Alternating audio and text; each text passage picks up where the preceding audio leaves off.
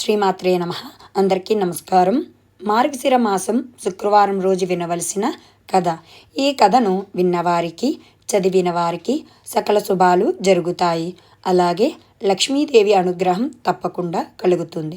ఇప్పుడు ఈ వీడియోలో మనం వైభవ లక్ష్మీదేవి వ్రత కథ గురించి తెలుసుకుందాం. అలాగే మీకు ఈ వీడియో నచ్చితే లైక్ చేసి నా ఛానల్ని సబ్స్క్రైబ్ చేసుకోండి. అలాగే తప్పకుండా కామెంట్ చేయండి. మార్గశిర శుక్రవారం నాడు వైభవ లక్ష్మీదేవి కథను వింటే రుణ సమస్యలు తొలగి అష్టైశ్వర్యాలు కలుగుతాయని చెప్పబడింది. ఇప్పుడు ఈ కథ గురించి తెలుసుకుందాం. పూర్వం ఒకప్పుడు కైలాసంలో పార్వతీదేవి పరమేశ్వరుని చూసి, ప్రాణనాథ, భూలోకంలో మానవులందరూ ధనార్జన కోసం ఎడతెరిపి లేని శ్రమలను అనుభవిస్తూనే ఉన్నారు.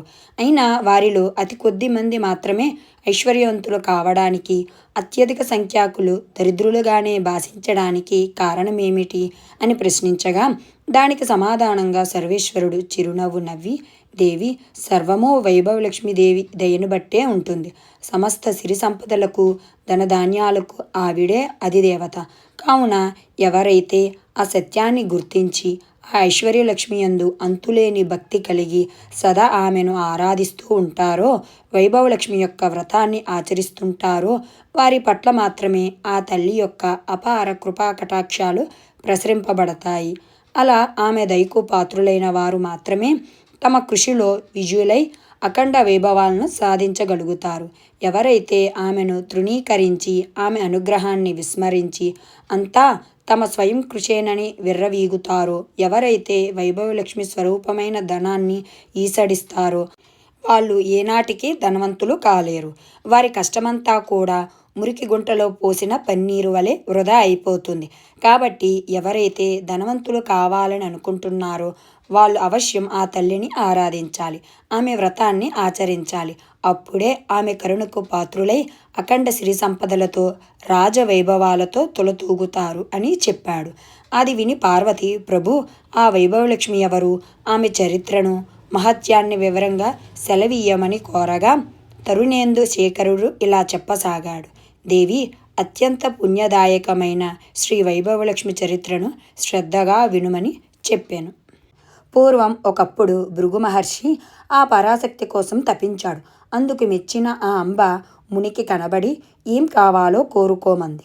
భృగువు ఆమెకు నమస్కరించి, తల్లి, ఈ ప్రపంచం మొత్తం 3 ముఖ్యావసరాలపై నడుస్తోంది. 1 శక్తి, 2 యుక్తి, 3 భుక్తి. మహామాయవైన నీ శక్తి కళ పార్వతి అయి శివుడికి అర్ధాంగిగా సేవించబడుతోంది. నీ విద్యాకళ చదువుల తల్లి అయిన సరస్వతి యుక్తియుక్తంగా స్పష్టమైన బ్రహ్మతో మసులుతూ ఉంది. ఇక స్థితికారకమైన నీ యొక్క వైభవ కళను నా కుమార్తెగా అనుగ్రహించుమని కోరాడు. తదాస్తు అంది ఆ తల్లి. తత్ఫలితంగానే పరాశక్తి యొక్క సంపత్కళ భృగువుకు వైభవలక్ష్మిగా అవతరించింది. భృగు ఆమెను విష్ణువుకిచ్చి పెళ్లి చేశాడు. శ్రీహరి కోరిక మీద ఆ భార్గవీదేవి దేవతలందరికీ ఎనలేని వైభవాలను సంతరించి స్వర్గలక్ష్మిగా వాసికెక్కింది. కానీ ఐశ్వర్యమత్తులో ఇంద్రుడు చేసిన ఒకానొక దోషానికి గాను దూర్వాసుడిచ్చిన శాపకారణంగా ఆ వైభవలక్ష్మి సాగరగతమైపోయింది. ఇంద్రుడు దరిద్ర పీడితుడై విష్ణువుని ఆశ్రయించాడు. భార్యా విరహంతో విష్ణువు కూడా తగు రీతిని ఆలోచించి లక్ష్మీమయమైన క్షీరసాగరాన్ని మదించడం వల్లనే పునర్లక్ష్మి కలుగుతుందని చెప్పాడు.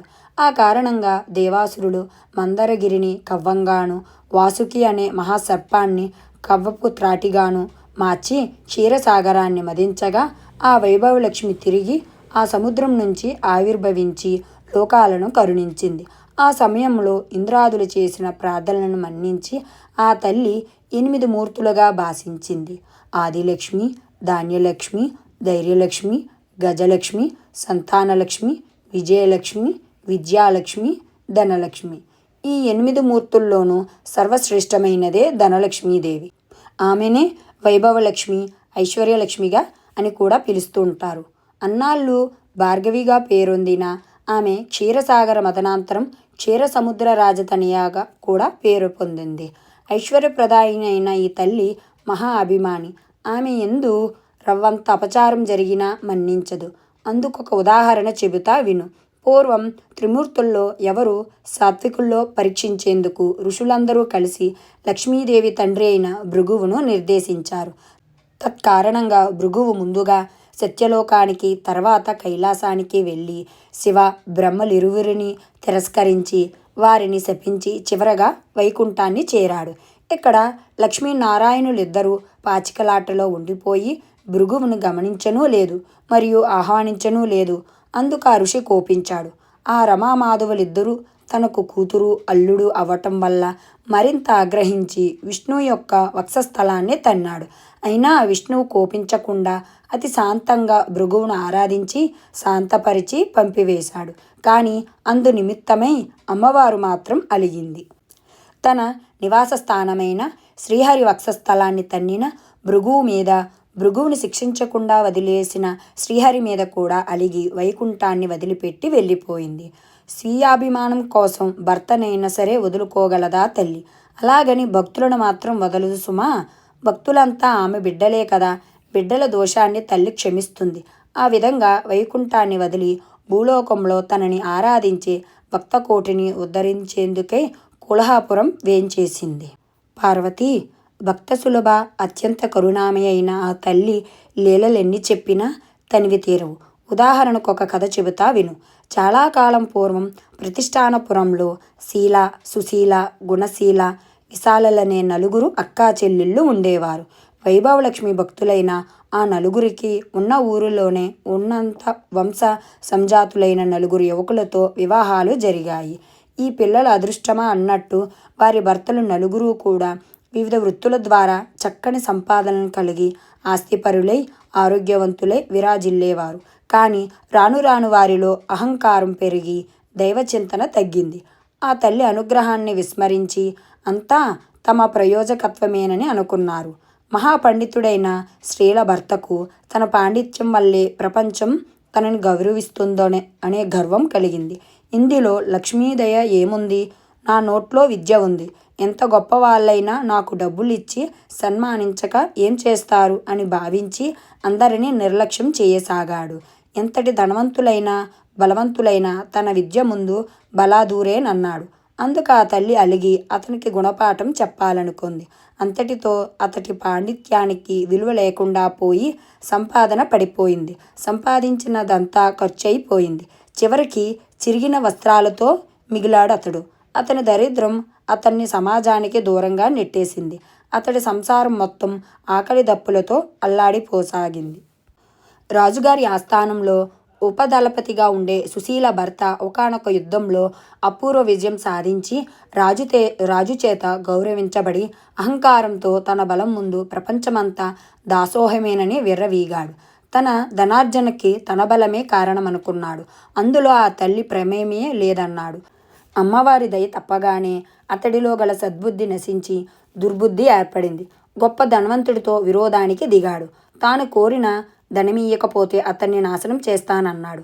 అందుకు భయపడిన ఆ ధనికుడు మహారాజును ఆశ్రయించి సుశీల భర్త మీద మరిన్ని లేనిపోని విషయాలను కూడా నూరు పోసి తనను కాపాడమన్నాడు. రాజు వెంటనే తన సేనల్ని పిలిచి సుశీల భర్తను బంధించి తెమ్మన్నాడు. రాజభటులతో ఎంత దెబ్బలాడినా అతడు గెలవలేకపోయాడు. ఎంత బలవంతుడైతే ఏం లాభం? అనేక మంది సైనికుల మధ్య ఇతడు ఒంటరివాడే కదా. పైగా దైవకృప తప్పిన మనిషి. న్యాయస్థానంలో రాజు అతన్ని విచారించి అతని ఆస్తిపాస్తులన్నిటినీ స్వాధీనం చేసుకొని చెరసాల్లో బంధించాడు. ఈ విధంగా సుశీల కాపురం కష్టాల పాలయ్యింది. వ్యాపారస్తుడైన గుణశీల భర్త దైవానుగ్రహం కన్నా తన తెలివితేటలే వ్యాపారంలో ముఖ్యమని, తన పెట్టుబడితో మాటకారితనంతో సంపాదించిందంతా దైవానుగ్రహమని అనుకోవడం మూర్ఖత్వమని భావించి దైవారాధనను వగైరాలా మానేశాడు. అతడి తలపొగరు వల్ల సాటి వ్యాపారస్తులు సహకరించడం మానేశారు. వినియోగదారులు అతని వద్ద సరుకులు కొనటం తగ్గించారు. క్రమక్రమంగా అతని కుటుంబం దరిద్రంలో మునిగిపోయింది. ఇక ఆఖరిదైన విశాల పెనిమిటి చాలా మంచివాడే కానీ అధిక సంపాదన వల్ల స్నేహాలు పెరిగాయి. అందున చెడు స్నేహాలు మరిగాడు. కష్టపడి సంపాదించిన దాంతో సుఖపడాలే గాని పూజలు వ్రతాలంటూ ఖర్చు చేయటం వ్యర్థమని అనుకున్నాడు. అందువల్ల చెడు మిత్రులతో కలిసి దుర్వ్యసనాలు పాలైనాడు. మద్యపానం, వ్యభిచారం, జూదం మొదలైన వాటిల్లో కూరుకుపోయాడు. క్షణం క్షణం సంపాదిస్తే కలిమి కలుగుతుంది కానీ క్షణం క్షణం ఇలా ఖర్చు పెడితే ఖజానాలైనా నిలవు కదా. ఆ కారణంగానే అతడు దరిద్రుడైనాడు. వ్యసనపరంగా అప్పులు పాలైనాడు. రుణదాతల పీడ, పేదరికపు బాధ, వదులుకోలేని వ్యసనాలతో దుర్మార్గుడై భార్య అయిన విశాలను కూడా చీటికి మాటికి హింసిస్తూ ఉండేవాడు. అయినా ఆ నలుగురు అక్కా చెల్లెళ్ళు మాత్రం ఎప్పటికైనా ఆ జగన్మాత తమను అనుగ్రహిస్తుందని, తమ భర్తలను మంచిదారిలో పెట్టి తమ పూర్వ వైభవాలను తమకు ప్రార్థిస్తుందని నమ్మేవారు. తాము పస్తులున్నా పర్వాలేదు, తమ బిడ్డలకైనా రవ్వంత ఆహారాన్ని ప్రసాదించమని పదే పదే అమ్మవారిని ప్రార్థించేవారు. వారి మొరలను ఆలకించి ఆ లక్ష్మీదేవి అయితే ఎంత అవ్యాజానుగ్రహం వల్ల తల్లి అయిన దేన్ని నిర్వ్యాజంగా ప్రసాదించదు కదా. అందుకే ఒకనాడు నలుగురు సోదరీమణులు కలిసి తనను ప్రార్థిస్తున్న శుభ సందర్భంలో అమ్మవారు వృద్ధ శ్రీ రూపంలో వారిని పలకరించి ఇలా చెప్పింది. పిల్లలు, మీ భక్తి ప్రపత్తులను చూస్తుంటే నాకు చాలా ఆనందంగా ఉంది. ఏ వైభవలక్ష్మి అనుగ్రహానికే మీరెంత విపరీతంగా ఆవేదన పడుతున్నారో ఆ వైభవలక్ష్మి ప్రసాదం అంత త్వరితంగా సిద్ధించే మార్గం చెప్తాను. తక్షణమే మీరు నలుగురు మీ మీ ఇళ్లల్లో వైభవలక్ష్మి వ్రతం చెయ్యండి. అవ్వ చెప్పిందంతా విన్న అక్కా చెల్లెళ్ళు అత్యంత ఆనందాతిరేక హృదయులై, అయితే అవ్వ, ఇంతకు ఈ వ్రతాన్ని ఎలా చెయ్యాలి? ప్రస్తుతం మేము అత్యంత దారిద్ర్యంలో ఉన్నాం కదా, ఆ వ్రతానికి ఎంత ఖర్చు అవుతుంది అని ప్రశ్నించారు. అందుకు ఆ వృద్ధ స్వరూపిణి అయిన అమ్మవారు దయాపూరితమైన దరహాసం చేస్తూ ఇలా చెప్పసాగింది. ఇదేమి ఖర్చుతో కూడుకున్న వ్యవహారం కాదు. ఎప్పుడైనా సరే 4, 6, 8, 9, 11, 21 గురువారాలు కానీ శుక్రవారాలు కానీ ఆచరించాలి. ఈ వ్రతాన్ని గురువారాలు చేసేవాళ్ళు తాము మొక్కుకున్నన్ని వారాలు చేసి ఆఖరి గురువారం నాటి మర్నాడొచ్చే శుక్రవారం ఉద్యాపన చేయాలి. శుక్రవారాలు చేసేవారు ఆఖరి శుక్రవారం నాడే ఉద్యాపన కూడా చేసుకోవాలి. ముందస్తుగా మీకు తోచిన గురువారం కానీ శుక్రవారం కానీ ఉదయాన్నే లేచి కాలకృత్యాలు తీర్చుకొని ఇంటిని శుచి శుభ్రాలతో తీర్చిదిద్దుకొని తలంటుకొని, అమ్మా వైభవలక్ష్మి తల్లి, ఈరోజు మొదలు ఇన్ని గురువారాలు పాటు లేదా శుక్రవారాలు పాటు నీ వ్రతాన్ని ఆచరించడానికి తగిన శక్తిని ప్రసాదించు. నేను చేసే ఈ వ్రతంతో సంతృప్తిరాలై నా వాంఛల్ని నెరవేర్చుమని నమస్కరించుకోవాలి. ఆ రోజంతా ఉపవాసం ఉండి సాయంత్రం సూర్యాస్తమయం తర్వాత పూజ చేయాలి. ఈ వ్రతానికి ఖర్చు కన్నా శుచి శుభ్రతలు, సదాచార పాలనము చాలా ముఖ్యం అని ఆ వైభవలక్ష్మీదేవియే స్వయంగా చెప్పింది. అంటే ఏ ఇంట్లో వారైతే అతిథి అభాగ్యుతులకు దాసుల వలె ఉండి వారి పాదాలు కడిగి ఆ తీర్థాన్ని శిరస్సుపై చల్లుకొని తమకన్నా ముందుగా వారికి భోజనాదులను ఏర్పరిచి తదనంతరం శయ్యా పాదసేవాదులు చేస్తుంటారో, ఏ ఇంట దేవతలు సదా అర్చించబడుతుంటారో, ఏ ఇంట అసత్యం పలకరో, ఏ ఇంట గోపాషణం గోపూజ జరుగుతుంటాయో, ఏ ఇంట ధాన్యం దానమిస్తారో లేదా దానం చేసేటంత సమృద్ధిగా ఉంటుందో, ఏ ఇంట్లోని వారు పరుల పట్ల శత్రుభావం లేకుండా ఉంటారో, ఏ ఇల్లాలు నిరాడంబరి అయి నిత్య సంతోషిగా ఉంటుందో ఆయా ఇళ్లల్లో నేను సుస్థిరంగా ఉంటానని అర్థం. కాబట్టి సదాచారాన్ని, సౌశీల్యాన్ని పాటించాలి. ఇక పూజ ప్రారంభించాల్సిన సాయంత్రం సూర్యాస్తమయం తర్వాత తూర్పు లేదా ఈశాన్య గదిలో శుభ్రంగా అలికి పంచవర్ణాలతో కానీ బియ్యపు పిండితో కానీ అష్టదళ పద్మాలు మొదలైన ముగ్గుల్ని పెట్టి వాటి మీద నూతన వస్త్రాన్ని చతురస్రంగా పరిచి దాని మీద తగినన్ని బియ్యం పోసి చతురస్రంగా నరిపి దాని మీద బంగారు, వెండి, రాగి చెంబును కలసంగా పెట్టి అందులో 4 వైపులా 4 తమలపాకులు కానీ లేదా 4 మామిడి రొబ్బలు కానీ ఉంచాలి. వాటి మీద ఒక కొబ్బరికాయను, దాని మీద ఒక రవికల గుడ్డను ఏర్పరిచి తర్వాత ఎర్రని పువ్వును పాత్రలో ఉంచి అందులో ఒక బంగారు లేదా వెండి నగను ఉంచాలి. అందుకు కూడా శక్తి లేని వాళ్ళు ఆ సమయానికి చలామణిలో ఉన్న ద్రవ్యం యొక్క నాణ్యాన్నేనైనా రూపాయి కాసు ఉంచాలి. నీతితో దీపాన్ని వెలిగించి అగరొత్తులతో ధూపం వెయ్యాలి. అమ్మాయిలు, అమ్మవారికి లక్ష్మీ గణపతి అన్న శ్రీచక్రం అన్న చాలా ఇష్టం. కాబట్టి ముందుగా లక్ష్మీ గణపతిని, శ్రీచక్రాన్ని పూజించి అనంతరమే అమ్మవారిని పూజించాలి. పూజలో తీపి పదార్థాన్ని నివేదన చేయాలి. అన్నట్టు ఈ పూజలో వెండి, బంగారం లేని పక్షంలో పసుపు కొమ్మల్ని కూడా ఉంచి పూజించవచ్చును. పూజలోకి తీపి పదార్థాన్ని చేయలేని వాళ్ళు బెల్లం, పటిక బెల్లం, పంచదారలను కూడా నివేదించవచ్చును. ఏదైనా నలుగురికి పంచగలగాలి. పూజ అనంతరం బంగారు, వెండి, రాగి, రూపాయి నాణాన్ని భద్రపరచాలి.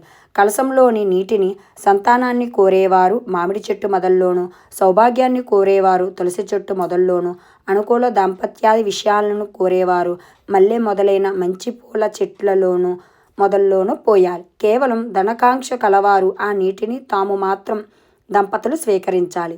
మండపం మీద బియ్యాన్ని పక్షులకు వెయ్యాలి. ఈ విధంగా అమ్మవారి వ్రతాన్ని ఆచరించడం ద్వారా నిరుద్యోగులు ఉద్యోగులు అవుతారు. అవివాహితులకు వివాహం జరుగుతుంది. దరిద్రులు ధనవంతులు అవుతారు. ఏ ఏ కోరికలుంటే ఆయా కోరికలు నెరవేరుతాయని ముగించిందా వృద్ధమాత. తక్షణమే ఆ అక్కా చెల్లెళ్ళు నలుగురు వారి వారి తాహతులను బట్టి 4, 8, 11, 21 వారాల పాటు ఆ వ్రతాలను మొక్కుకున్నారు. ఆ మరుసటి శుక్రవారమే వ్రతాన్ని ఆరంభించారు. నలుగురు కడు పేదవారవడం వల్ల నలుగురు కూడా రాగి కలశాలనే వాడారు. అందరికన్నా అతిగా దరిద్రురాలైన శీల అందులో రాగి నాణాన్నే వేసి పూజించింది. సుశీల రూపాయి నాణాన్ని వేసి పూజించింది. గుణశీల తన ఇంటనున్న వెండి నాణాన్ని వైభవలక్ష్మిగా భావించి పూజించింది. ఆఖరిదైన విశాల తన బంగారు ముక్కెరను తీసివేసి అదే ధనలక్ష్మిగా ఆరాధించింది. ఎవరు ఏ ఏ రూపాల్లో ఆరాధించినా వారి హృదయంగత భక్తి భావనలనే ప్రధానంగా స్వీకరించే తల్లి ఆ వైభవలక్ష్మి. నలుగురిని సమానంగానే కరుణించింది. శీల భర్త యొక్క పాండిత్యాన్ని గుర్తించబడి పునః అతనికి గౌరవాదులు లభించాయి. తద్వారా వాళ్ళు ఉన్నతులైనారు. సుశీల ఆచరించిన వ్రత ఫలితంగా వారి రాజ్యానికి ఒక కృత్రిమ యుద్ధం ఏర్పడింది. ఆ యుద్ధం నిమిత్తం అతఃపూర్వమే లబ్ధిప్రతిష్ఠుడైన సుశీల భర్తను విడుదల చేసి అతన్నే ఉపదళపతిగా అభిషేకించి యుద్ధానికి పంపక తప్పలేదు రాజుకి. ఆ యుద్ధంలో అమ్మవారి దయవల్ల సుశీల భర్త విజయం సాధించడంతో అతని గత నేరాలన్నీ మన్నించబడి దళపతిగా నియమించబడ్డాడు. ఆ విధంగా సుశీల కుటుంబం బయటపడింది. ఆకస్మికంగా ఏర్పడిన వ్యాపారంలోని మార్పుల వల్ల కొన్ని ప్రత్యేకమైన దినుసులు ఎగుమతి దిగుమతుల విషయంలో గుణశీల భర్త వ్యాపారి వెలుగులోకి వచ్చాడు. ఇతర వ్యాపారస్తులందరూ అతన్ని ఆశ్రయించారు. సహజంగానే వ్యాపారైన గుణశీల భర్త వచ్చిన అవకాశాన్ని ఉపయోగించుకున్నాడు. తద్వారా వారి కుటుంబం పూర్వ వైభవాన్ని పొందింది. ఇక ఆఖరిదైన విశాల వ్రతారంభం చేసింది మొదలు అమ్మవారి కరుణా ప్రసాదం ప్రారంభమైపోయింది. ఆమె భర్త వారం విడిచి వారంగా వ్యభిచారం, జూదం, మద్యపానం వంటి వ్యసనాలన్నిటినీ మానుకున్నాడు. తన భార్యాపిల్లల పట్ల ప్రత్యేక శ్రద్ధతో యథాపూర్వకంగా సుఖించసాగాడు. కాబట్టి స్త్రీలు గాని పురుషులు గాని ఆబాలగోపాలం ఎవరు తనను పూజించినా సరే తక్షణమే కరుణించి ఉద్ధరించే తల్లి ఆ వైభవలక్ష్మి. ఈనాడు మనం చేసిన పూజల వల్ల ఆమె సంతుష్టురాలగునుగాక. శీల, సుశీల, గుణశీల, విశాలల కుటుంబాలను కాపాడినట్లే ఆ తల్లి మనల్ని కూడా రక్షించుగాక. ఏవం శ్రీ వైభవలక్ష్మి వ్రత కథ సంపూర్ణం. సర్వే జన సుఖినో భవంతు.